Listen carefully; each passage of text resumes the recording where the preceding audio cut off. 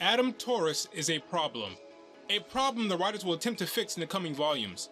What went wrong? Well, let's talk about it. Adam is a highly ranked White Fang member whose goal is to liberate the Faunus. He's militant and very much down for the cause. The White Fang is not an organization for hire. We're a force of revolution. We're introduced to the character in the Black trailer, and there we saw that he was a highly skilled fighter who's kind of a badass.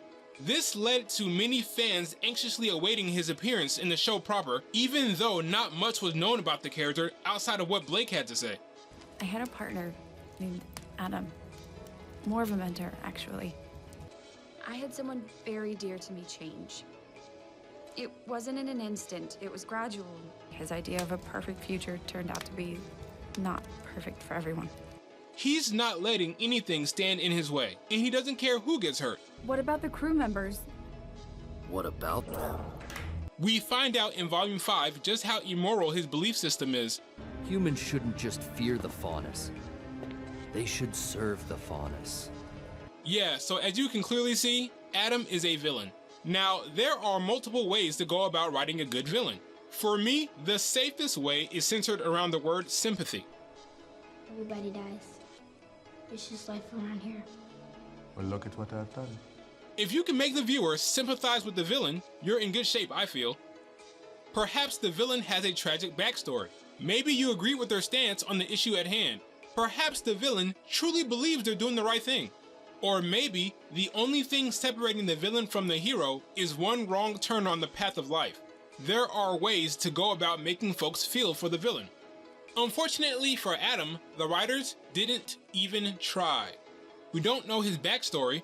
We don't see any Faunus discrimination, so we can't sympathize with him in that regard. Why does he believe that humans are beneath him? Hell if I know. What made him become so ruthless? No idea. Miles and Carrie didn't give us any of that. Let's take a look at what they did give us. During the fall of Beacon, Adam comes face to face with Blake, and we finally got a taste of what the writers had in store for him. This could have been our day! Can't you see that? I never wanted this! But I understand. Because all I want is you, Blake. I will make it my mission to destroy everything you love. Miles and Carrie paint Adam as an abusive boyfriend, whose goal is to make Blake's life miserable. Here's the problem with that. They write these chapters as if previous volumes never happened. Guys, Adam does not give a fuck about Blake. Black trailer. Blake leaves him. Adam lets her go. You'll find her, sir. I swear on my life. Forget it. Forget it. Forget it. Forget it. I don't have time to chase after some four-eared wench. I plan on leading a new world order. From this day forward, I will be the one to lead the White Fang. Adam has had every opportunity to go after Blake. He's known her location from the very beginning. Blake outed herself back in Volume 1. Brothers of the White Fang, why are you aiding this scum? You mean to tell me that none of these dopes reported back to Adam? If he's so obsessed, why didn't he go after her then? In Volume 2, they showed the man in Beacon. He's there. Why didn't he confront her? Guys, I've got no problem with Adam wanting to hurt or even kill Blake for leaving the White Fang, but they inserted this obsessed lover angle even though it makes little sense for Adam's character. A man with his conviction, vision, and drive would not be obsessed with any woman that he didn't need. If anything, he'd be more likely to toss her aside at the drop of a hat. Drop it! Or your little Bonnie and Clyde routine ends today. Sorry, Erik. It's gonna be okay. It doesn't make sense. What's so special about Blake? Have you ever met someone and thought to yourself, they are the personification of this word? Ugh. No concept of privacy, no respect for personal space. Blake. Shut up. The Belladonna name has brought me nothing but grief. Dude, she ran away from you. Count your blessings. To think that I went through so much trouble to find you. What is this fool talking about? She went home. She went home. She got on a boat and went home. What was that line? Yeah, so Adam being an obsessed lover is a mistake. What wasn't a mistake was his actions during the fall of Beacon. Adam cuts Yang's arm off and tries to behead Blake, which was great. It was the first time I felt like there were actual stakes in this show, and I will always appreciate Adam for that at least. I mean, this is good. Adam is intimidating. Adam is someone to be feared. When the man is on screen, people may die, and that's something the character had going for him. That is until the Battle of Haven, where the writers turned him into a pathetic loser that I can't respect. When my name come up, respect it. Adam and the White Fang are working with Salem to bring down Haven Academy. They plant explosives on the CCC tower and all over the school grounds. Everything is going according to plan, and then boom, Blake shows up with an army of Faunus and the police. How? How did you do this?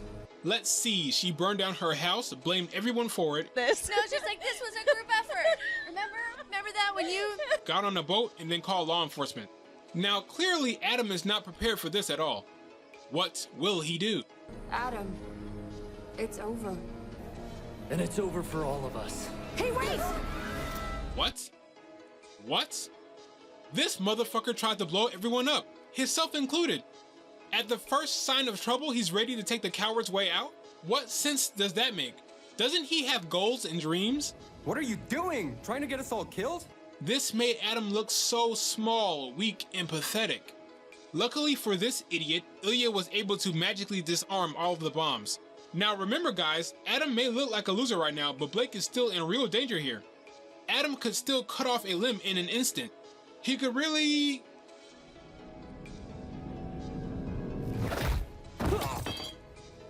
You have got to be kidding me.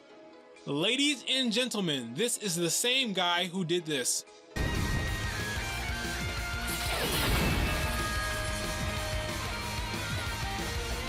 Let's pretend for a second that Blake actually dodges this attack. Why would you have him go down like a little bitch? The one thing he had going for him was that fear factor. They stripped that away from him. I can't take this dude seriously anymore. Everything he said after that scene was just comical. Still too afraid to face me on your own. Fuck. So, Adam was a nothing villain without the personality or the charm to compensate for his shortcomings. Thankfully, they gave us a character short. They invested in a character short for Adam because they must have realized that this character has been shafted. This was their opportunity to give us a meaningful backstory. Hopefully we'll be able to dive into the character's mindset. Maybe we'll learn something new and interesting about him, right?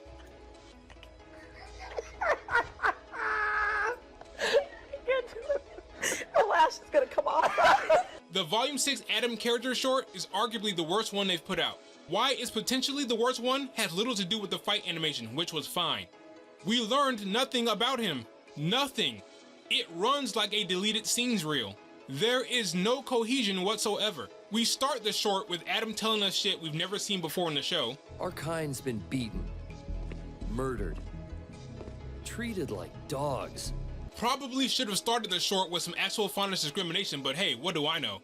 Hey, what's with the custom mask? Kinda makes you look like a Grim. Wow. We cut to an ambush scene 5 years ago before the events of Volume 1.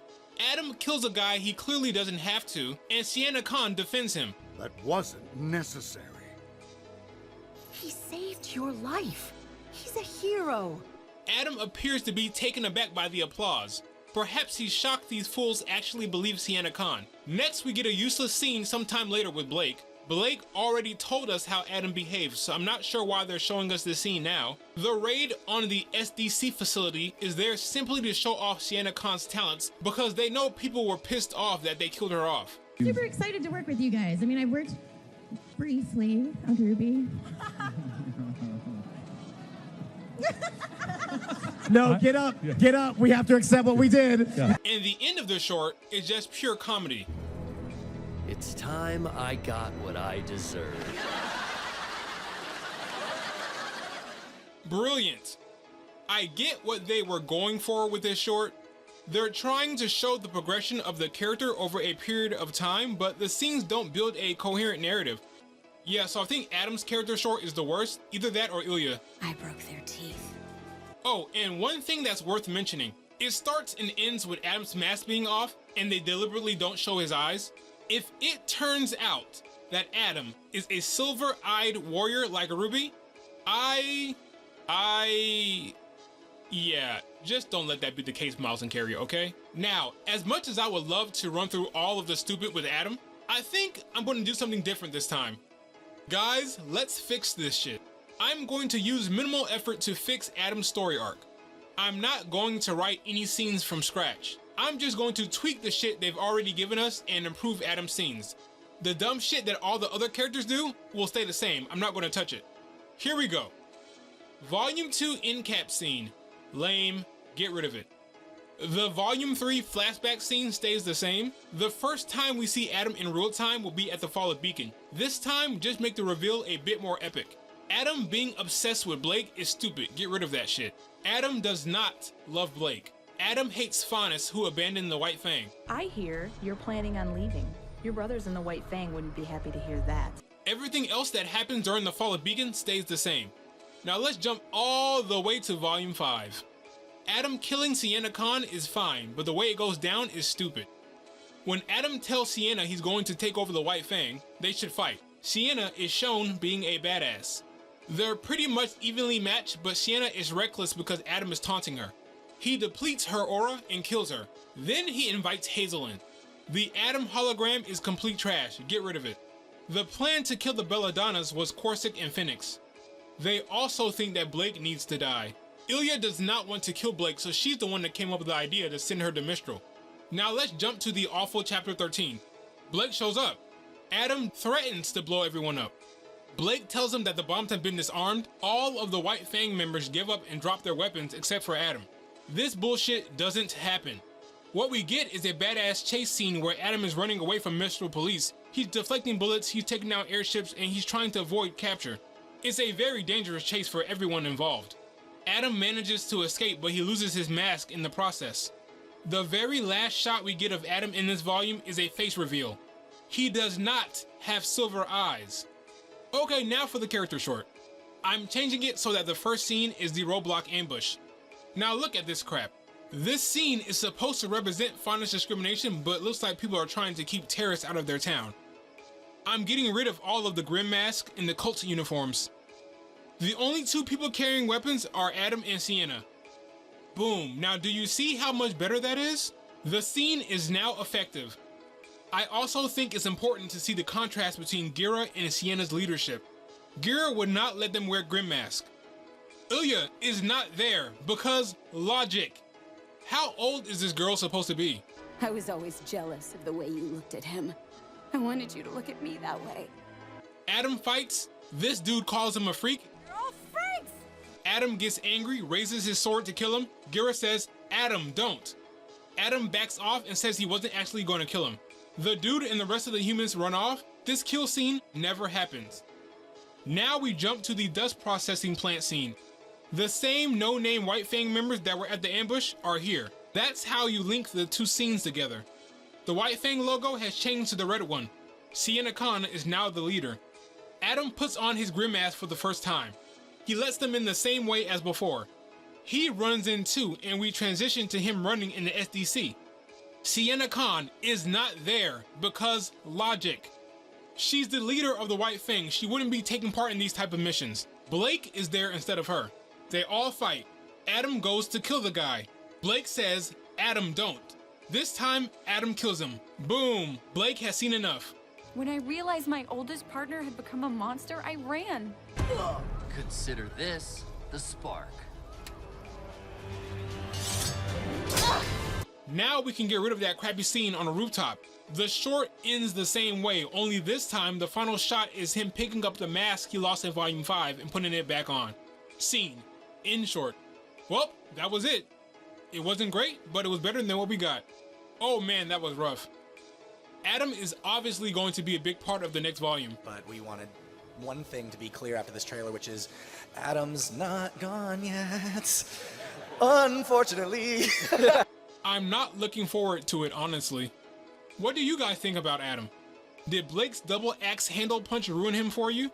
Let me know in the comments. Thank you so much for taking the time to watch this, guys. If you enjoyed this video, please like and subscribe. Where the hell is my community tab? It's bullshit. Oh well. Follow me on Twitter, and as always, I will see you in the comment section. Later.